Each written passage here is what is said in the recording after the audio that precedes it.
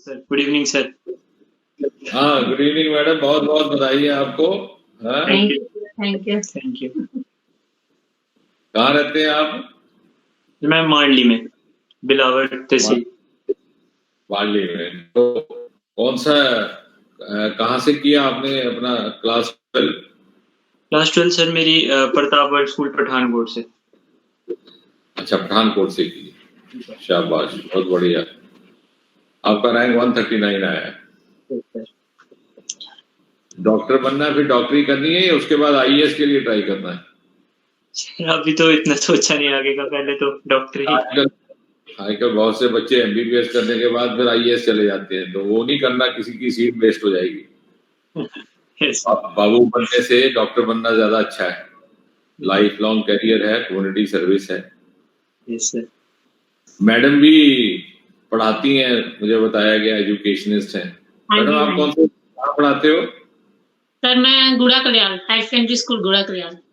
अच्छा, बहुत अच्छा जी। चलिए, आपको भी बधाई। और कहाँ है इसे अंकित के पिताजी, किधर हैं? सर वो अभी पहुंचे नहीं है, बस पहुंचने वाले हैं। चलो, कोई बात नहीं। तो कितने बेटे हैं और कितने बच्चे हैं आपके? सर बस यही है एक। तो क्या आपने प्रेफरेंस वगैरह तो काउंसलिंग में मिलेगा ना, जो कॉलेज आपको एलोकेट होगा वो तो काउंसलिंग से होगा। yes, sir, counselling. तो कोई प्रेफरेंस भरी हुई है? अभी सर काउंसलिंग हुई नहीं वैसे स्टार्ट, पर मतलब एम्स वगैरह या कुछ ही भरेंगे वैसे। ये अभी तो कोशिश करेंगे, क्योंकि आपको तो, आप बड़े लकी हो जिस टाइम आप आ रहे हो, आपके आगे पीछे 3-4 मेडिकल कॉलेजेस हो गए। एक आपका कठुआ का मेडिकल कॉलेज है जिसका सेकंड सेशन है। एम्स की हम कोशिश कर रहे हैं कि इसी सेशन में शुरू हो जाए, ताकि जो इस बार का नीट है वहां एब्जॉर्ब हो जाए। तो डायरेक्टर के अपॉइंटमेंट का ऑर्डर अब ड्यू है, किसी भी समय आ जाएगा। उसी के साथ जीएमसी जम्मू भी है, भद्रा भी है। तो इसे 100 किलोमीटर के रेडियस में 4 मेडिकल कॉलेजेस हैं। तो एक जमाना था जब पूरे जम्मू कश्मीर में कोई मेडिकल कॉलेज नहीं था। फिर 1960 में एक मेडिकल कॉलेज बना, वो भी श्रीनगर मेडिकल कॉलेज। तो बहुत से हमारे कठुआ की बच्चियां परसेंटेज आती थी, नंबर आते थे, उन दिनों तो मेरिट परसेंटेज बेस्ड होती थी सिलेक्शन। फिर भी इसलिए नहीं जाती थी कि वो श्रीनगर नहीं जा सकते थे, दूर नहीं जा सकते थे। फिर उसके बाद 1970s में गवर्नमेंट मेडिकल कॉलेज जम्मू शुरू हुआ, तो थोड़ी सी राहत हो गई, लेकिन फिर भी हॉस्टल की परेशानी रहती थी। अब कठुआ आ गया। तो आप तो एक बड़े अच्छे युग में पैदा हुए हो। बहुत बढ़िया।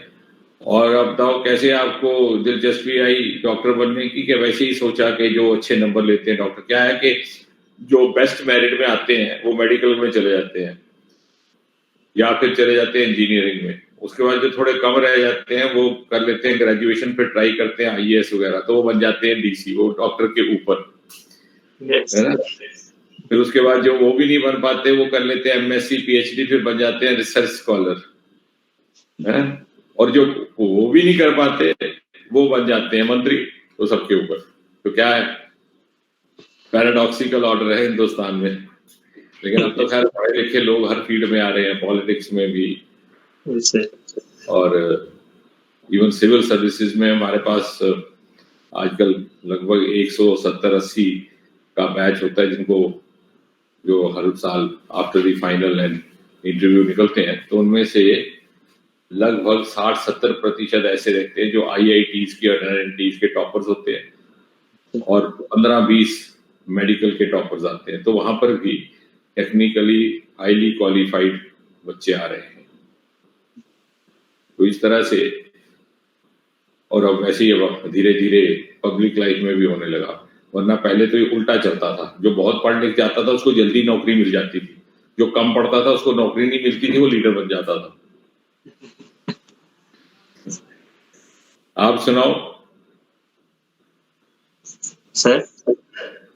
मैंने कहा आप सुनाओ, आपने कैसे मेडिकल की तरफ आपका रुझान कैसे बना?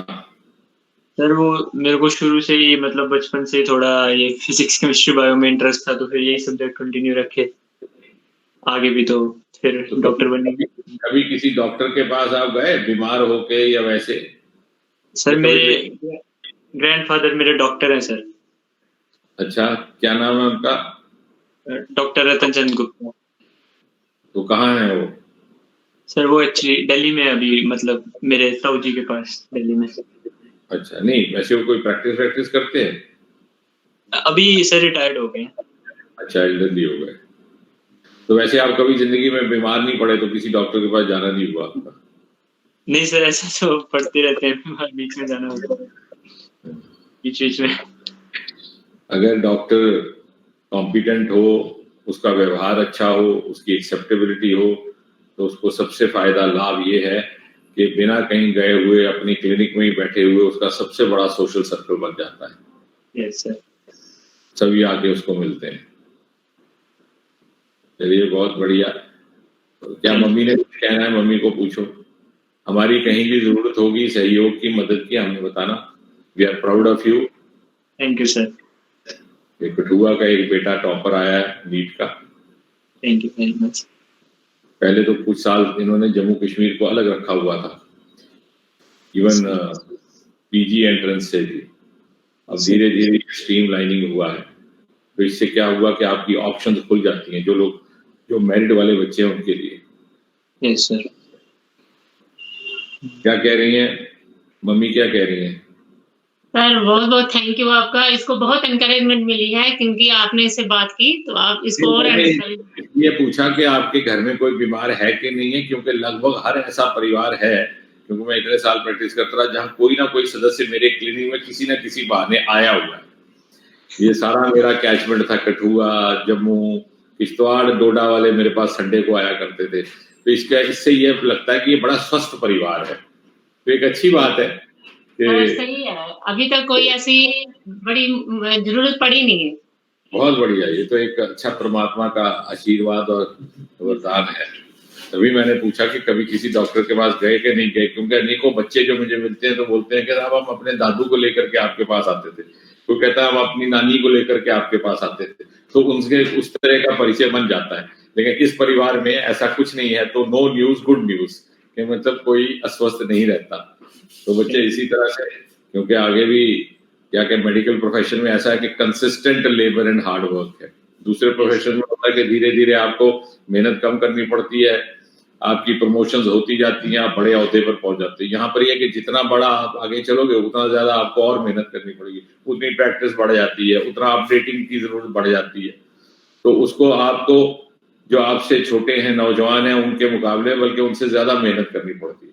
तो इसलिए अपनी एनर्जी और अपनी टाइम मैनेजमेंट वो बहुत जरूरी है। Yes sir. तो थैंक यू। पिताजी को भी मेरी तरफ से बहुत बहुत बधाई देना, और कभी कोई जरूरत हो हमें जरूर याद करो। Thank you. Thank you sir. Very much sir.